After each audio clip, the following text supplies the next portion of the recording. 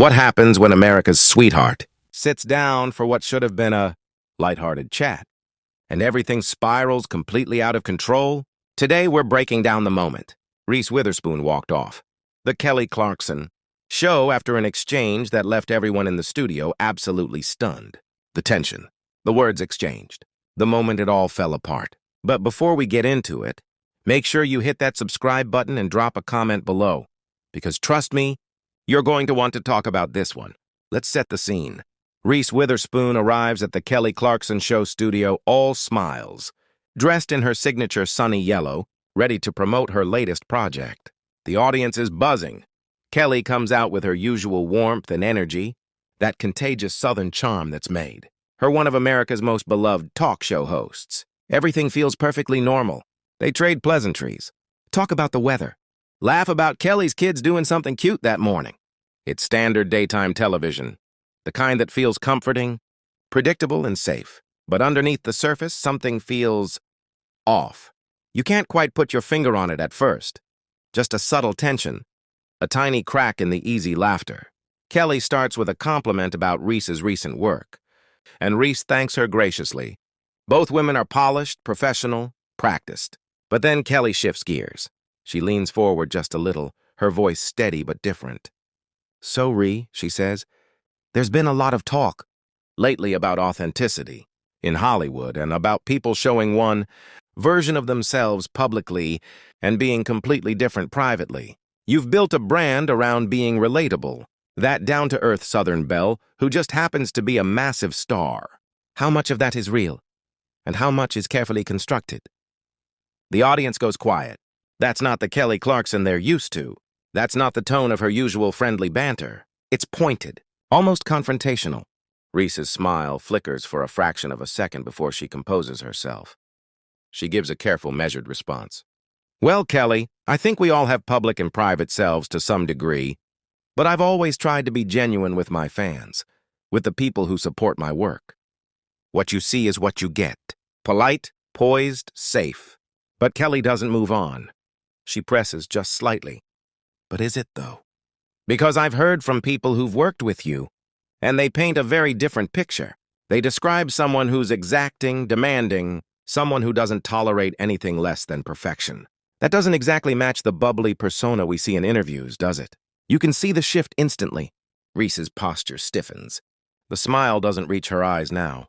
"I think having standards and expecting professionalism isn't the same as being difficult," she says evenly.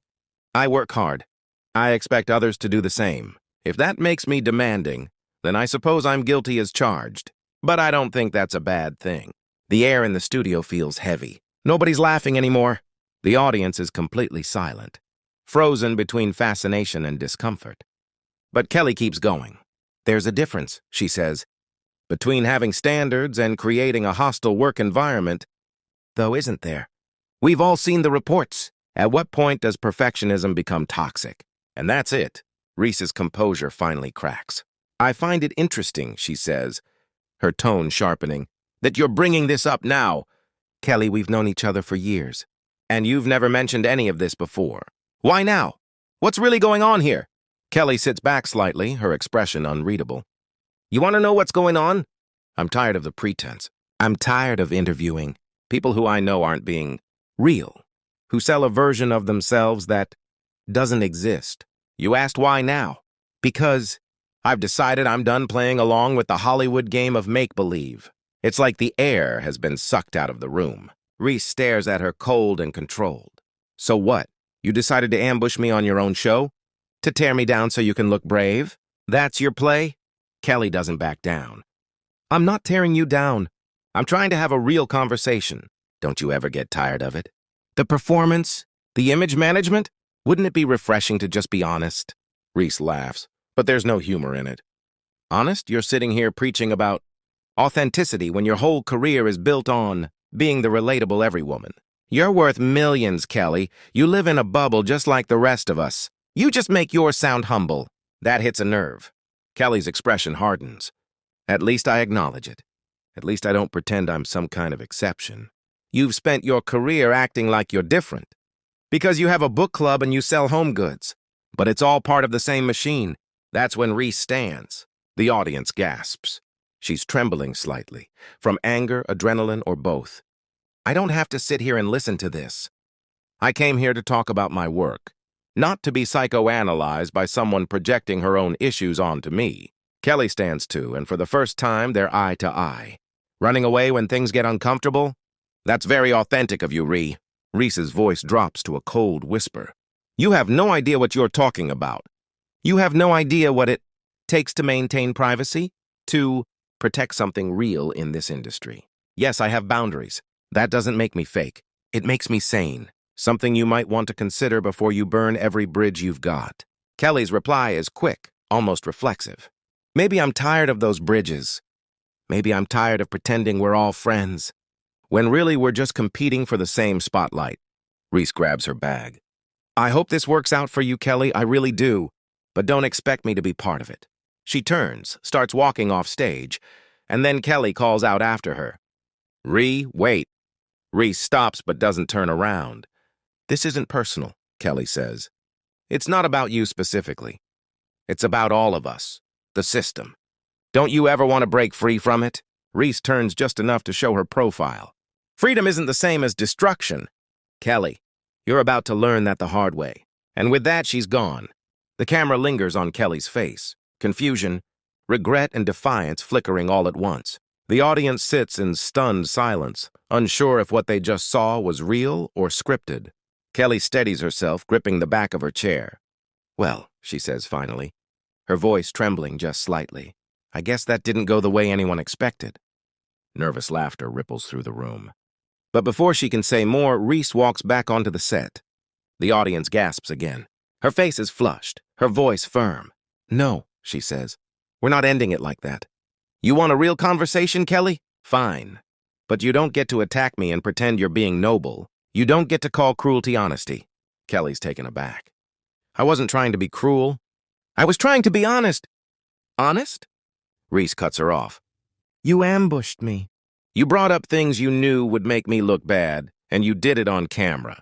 That's not honesty. That's a hit job dressed up as enlightenment. Kelly's hands tighten around the chair. A hit job? Ree, I asked legitimate questions about the disconnect between your public image and how you treat people. If that makes you uncomfortable, maybe you should ask yourself why. Reese steps closer. You want to talk about disconnect? Let's talk about trust. I came here under the impression this was a friendly interview. You turned it into an interrogation. You broke the rules that make these shows possible. Kelly's expression flickers. Guilt, then defiance.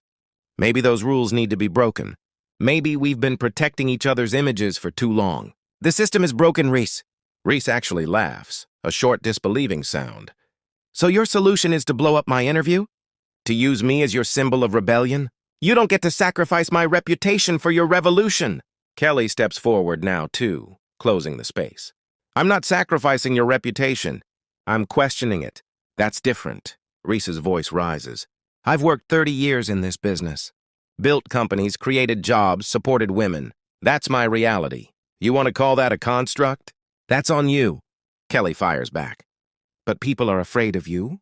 Reese, there are crew members who left jobs because of how you treated them. That's not high standards. That's fear. Reese's fists tighten. You're quoting gossip as fact. Do you even hear yourself? They're not anonymous to me, Kelly says quietly. I've talked to them. They're not trying to ruin you, they're hurt. They just don't understand how someone who preaches kindness could make them feel small. Reese stares at her, incredulous. So you made yourself their champion. You put me on trial on national television. That's not bravery. That's bullying. Kelly flinches. I'm not a bully. I'm trying to have a real conversation about what fame costs, about who we hurt along the way. Reese steps forward again. Then talk about yourself, your own choices, your own impact. Don't use me as your example. Don't pretend this is noble when it's just cruel. Kelly's voice softens, trembling with emotion. This isn't about making myself feel better. It's about being tired of all the lies. Don't you ever get tired of it, Reese? Of pretending? For just a moment, Reese hesitates. There's something vulnerable in her eyes. Recognition, maybe even empathy. But then the armor slides back into place. Performing isn't lying, Kelly. I perform on screen. Then I go home. I'm a mother, a friend, a person. The fact that I don't share every part of that with the world doesn't make me fake. It makes me sane. Kelly sighs, running a hand through her hair. But where's the line, Reese? Between privacy and pretending? Because from where I'm standing, it looks like you've crossed it. Reese shakes her head, incredulous. From where you're standing? Kelly, you've known me for years. If you really thought I was fake, why wait until I was sitting here to say it? Why not call me? Why not talk privately like a friend? Kelly opens her mouth, and nothing comes out. Reese takes a step closer. You know why?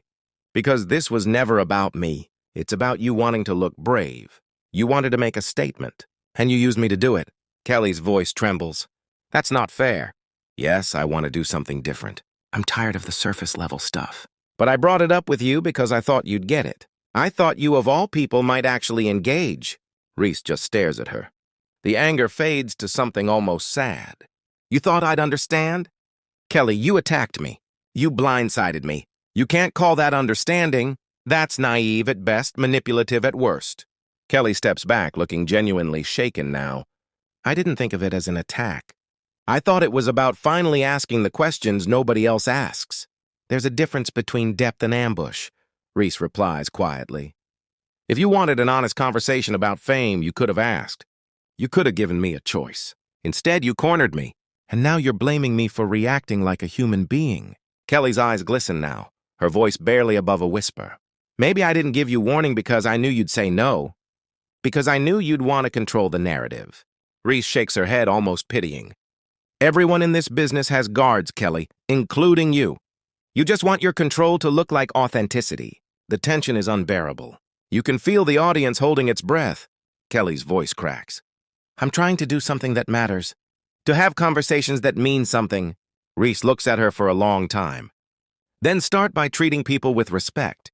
You think this matters? You think ambushing your guests makes you brave? The only thing it does is ensure that nobody will ever trust you again. Kelly doesn't reply.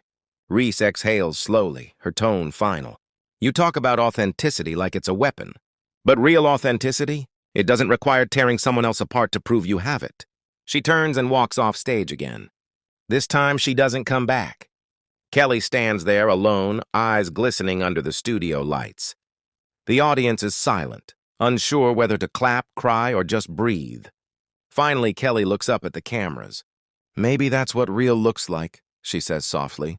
Messy, uncomfortable, raw. The credits roll over an audience that's still frozen in their seats, unsure if they just witnessed an interview or an implosion.